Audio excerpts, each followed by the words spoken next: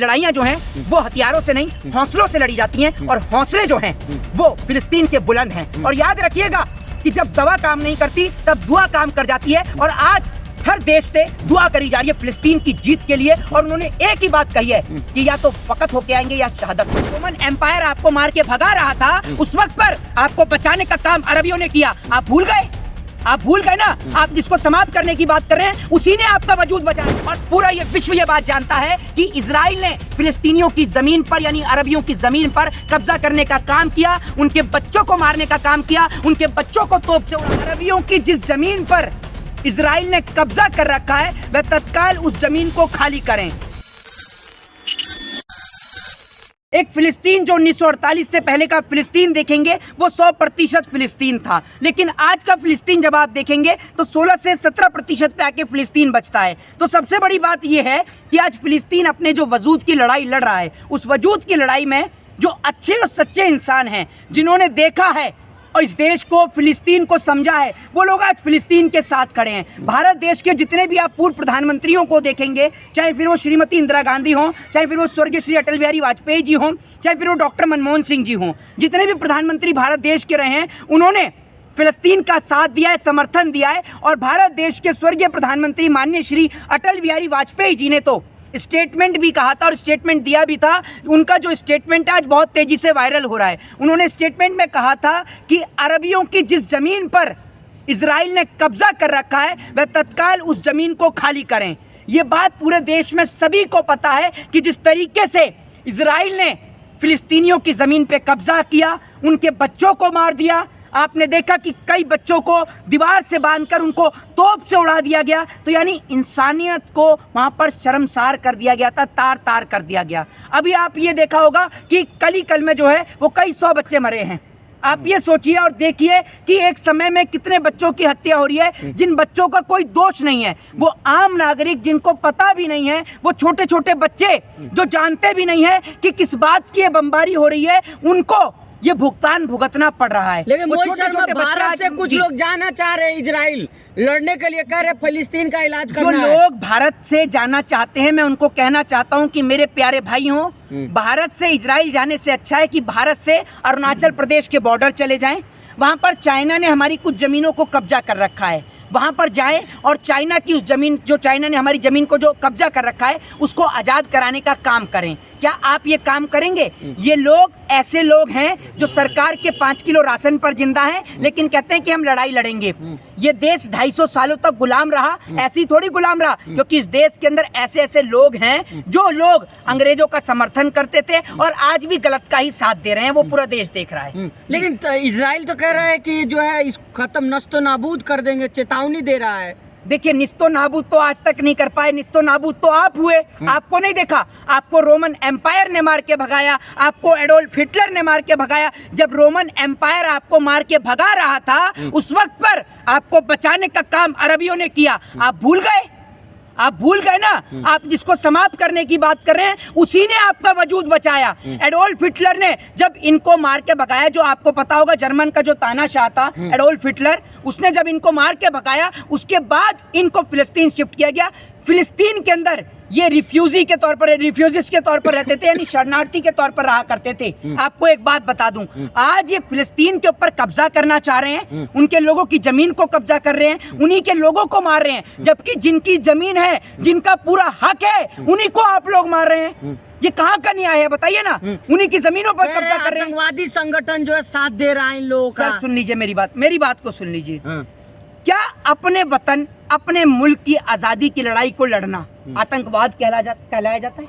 क्या वो टेरर कहलाया जाता है? मैं ये फिलिस्तीन को लेके बात कर रहा हूँ, मैं किसी संगठन की बात नहीं कर रहा हूँ, मैं देश की बात कर रहा हूँ, फिलिस्तीन की बात कर रहा हूँ। मैं पूछना चाहता हूँ कि हमारे देश ने आजादी की लड़ाई लड़ी, अंग्रेजों को इस देश से भगाया, तो क्या वो टेरर था? नहीं था ना। वो आज़ादी थी हमारे देश की, हमारे मुल्क की आज़ादी थी। तो फिलिस्तीन को आज आज़ादी चाहिए, जिनके बच्चों को मार दिया गया। दूसरी बात ये कि आज एक बात मुझे बताइए, आज देश में ना 2 तरीके के गुट पैदा हो गए।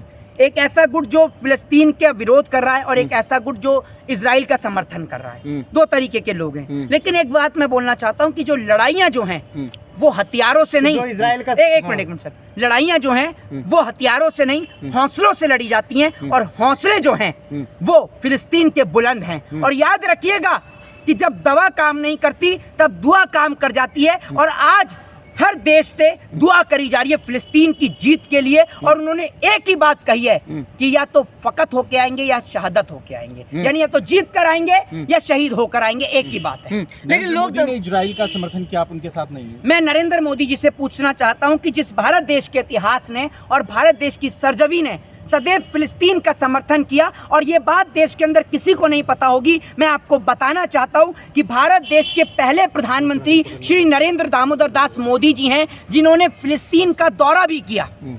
पहले प्रधानमंत्री है जिन्होंने फिलिस्तीन का दौरा भी किया, लेकिन उसके बावजूद भी नरेंद्र मोदी जी इजराइल को समर्थन दे रहे हैं, क्योंकि सबको पता है कि हथियार इजराइल देता है, ईवीएम का सेटअप इजराइल देता है, इसलिए हमारे देश के माननीय प्रधानमंत्री जी इजराइल के समर्थन में। लेकिन मैं उनसे पूछना चाहता हूँ कि जिन बच्चों को मार दिया गया, आप क्या कहेंगे उन बच्चों के लिए, बताइए ना आप मुझे। दूसरी बात ये कि आज प्रधानमंत्री को बड़ा दुख और दर्द हुआ, हमारे देश के पूर्व सैनिक जो सड़कों पर बैठे हुए हैं उनको लेकर प्रधानमंत्री को दर्द और तकलीफ नहीं होता, लेकिन इजराइल के सैनिक को चोट लग जाए तो प्रधानमंत्री को दर्द होता है। हमारे देश के अंदर प्रधानमंत्री बातचीत कर रहे हैं वहाँ इजराइल से, मणिपुर के अंदर तो प्रधानमंत्री ने बात नहीं करी। देखिए और सोच कर देखिए और समझिए, देश की जनता को आज समझने की जरूरत है कि हमारे देश का एक महत्वपूर्ण हिस्सा मणिपुर जब जल रहा था, हमारे देश का प्रधानमंत्री विदेशी यात्रा कर रहा था, अमेरिका का दौरा कर रहा था, मिस्र की मस्जिद का दौरा कर रहा था, आप सभी ने देखा होगा।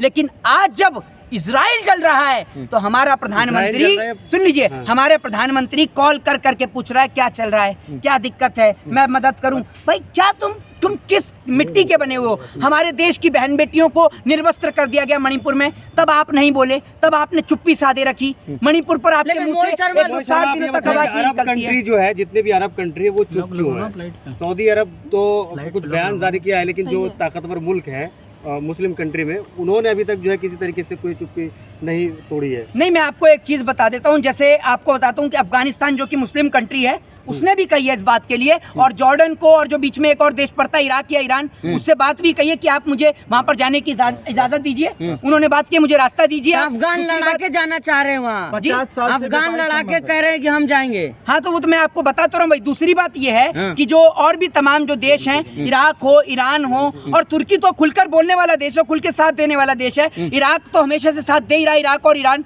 तो आपका ये कहना कि साथ नहीं, फिलिस्तीन के साथ हजारों लाखों करोड़ों लोगों की दुआएं हैं, और मैं ये बात जानता हूँ कि अब की बार फिलिस्तीन जो है वो इन सब चीजों से आजाद होगा। लेकिन वो सवाल कुछ लोग ये क्यास लगा रहे हैं कि जब तक जो है फिलिस्तीन के जमीन पे जो है इजराइल हमला कर रहा है, तब तक जो है मुसलमान कहीं ना कहीं मानवता की बात कर रहे हैं। लेकिन जिस दिन मस्जिद अक्सा को शहीद कर दिया जाएगा, उसके बाद पूरी दुनिया में इस तरीके के जंग देखा जाएगा जो आज तक नहीं देखा गया। तो उसको आप देखिए, मैं आपको एक चीज बताता हूं कि सबसे पहली बात तो ये कि किसी भी धर्म और किसी भी रिलीजियन के अंदर खून बहाना नहीं लिखा है।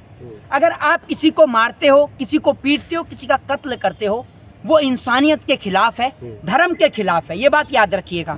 लेकिन जब बात अपने धर्म, अपनी जाति, अपने मजहब की हो, और जब बात हक की और सच की हो, तो जो जंग लड़ते हैं वो जंग वाजिब कहलाई जाती है। ये भी उसमें लिखा हुआ है। इजराइल आतंकी है या फिलिस्तीन? देखिए, सबको, पूरे देश को दिख रहा है कि फिलिस्तीन कहां से आतंकी हुआ। जिनके छोटे छोटे बच्चों को उड़ा दिया गया, नहीं, जिसको छोटे छोटे बच्चों को जिनके उड़ा दिया गया, वो आतंकी हो सकता है। जिसने, मैं फिलिस्तीन के समर्थन में, वो इसलिए क्योंकि वो फिलिस्तीन जिसने इजराइल को शरण देने का काम किया, यहूदियों को शरण देने का काम किया, उनको शरणार्थी के तौर पर रखा, रिफ्यूजीज के तौर पर रखा, और आज वही लोग उनको मारने का काम करे। दूसरी बात ये, नहीं सर, मैं भारत के खिलाफ नहीं हूँ, मेरी एक पर्सनल राय है। क्या अटल बिहारी वाजपेयी जी भारत के खिलाफ थे? अटल बिहारी वाजपेयी जी भारत के खिलाफ थे? मैं आपसे पूछता हूँ, मेरे को एक शब्द में जवाब दीजिए, हाँ या ना? हाँ या ना? उस समय मैं आपसे पूछता हूँ, हाँ या ना? सिर्फ एक शब्द में जवाब दीजिए। जो समय वो उस वक्त था, उस वक्त भी आज भी वही समय है, सेम स्थिति बनी है। लेकिन लोग तो सवाल कर रहे हैं कि आज फिलिस्तीन के मुसलमानों के साथ आप खड़े हैं, कल पाकिस्तान के मुसलमानों के साथ खड़े हो जाएंगे आप। बिरयानी तुम्हारे चाचा खा रहे हैं, मोदी जी पाकिस्तान की, हैं? और हमें कह रहे हो कि हम पाकिस्तान के साथ। भैया मेरी बात सुन लीजिए, इस देश के अंदर और उस देश के अंदर, यानी सरहद पार की ओर और सरहद के इस पार की ओर, दोनों लोगों को डराया जाता है। भारत को डराया जाता है पाकिस्तान के नाम पर, पाकिस्तान को डराया जाता है भारत के नाम पर। एक बात मुझे बताइए, अगर एक चीज भी रुकी हुई हो, पाकिस्तान से व्यापार पहले भी होता था, आज भी होता है। पाकिस्तान के खिलाड़ी आज भी इंडिया में खेलने आते हैं, इंडिया के खिलाड़ी आज भी वहां जाते हैं। एक चीज बताइए, जब इतना ही आपको मोहब्बत है तो क्या आप नारे लगाएंगे, कहेंगे फिलिस्तीन जिंदाबाद? किसके? भाई एक बात मुझे बताइए, आप अगर लगाइए मेरी नारा, मान जाएंगे बात आपको। मेरी बात तो सुन लीजिए, देखेंगे आपके अगर अंदर मेरे कितनी नारे हिम्मत है। लगाने से, या आप भी इजराइल से डरते हैं? अरे मैं या तो आप भी किसी से मुसाद नहीं डरता, मेरी हैं? बात सुन लीजिए, मैं लगाइए किसी से नारा, नहीं डरता। नारा मैं तो लगाइए। कहता हूँ फिलिस्तीन मान जाए। जिंदाबाद, फिलिस्तीन जिंदाबाद। मैं तो 10 बार कहूंगा फिलिस्तीन ऐसे तो नहीं जिंदाबाद, होता, इतना दिल फिलिस्तीन दुखी जिंदाबाद सर, फिलिस्तीन जिंदाबाद, क्योंकि उनके हौसले बुलंद हैं, वो हक की लड़ाई लड़ रहे हैं और सच्चाई की बोलिए लड़ाई लड़ रहे हैं, इजराइल और पूरा देश कहता है बोलिए इजराइल मुर्दाबाद। ये सुनिए, गदर फिल्म घर देख के आए होंगे आप, ये घर पे अपने घर रखिए गदर फिल्म को, समझे आप? ये बेवकूफी वाली बात सुनिए। मैं उसमें भी ये बात कही गई थी कि हमारा धर्म जो है वो सब धर्मों का सम्मान करना सिखाता है। मैं किसी देश को ऊंचा या नीचा नहीं दिखाता। मैं ये कहता हूं कि इजराइल को आज भी फिलिस्तीनों के पास पैर में जाके उनके माफी मांगनी चाहिए और उनको अपनी गलती का एहसास होना चाहिए, समझ रहे हैं? और गलती का एहसास सबसे बड़ी चीज होती है, और जो मस्जिद अक्सा है वो फिलिस्तीन के लोगों को सौंप दी जानी लेकिन चाहिए। एक चीज जय हिंद, बताइए, जय एक भारत, सवाल, एक वंदे सवाल, एक मातरम। सवाल।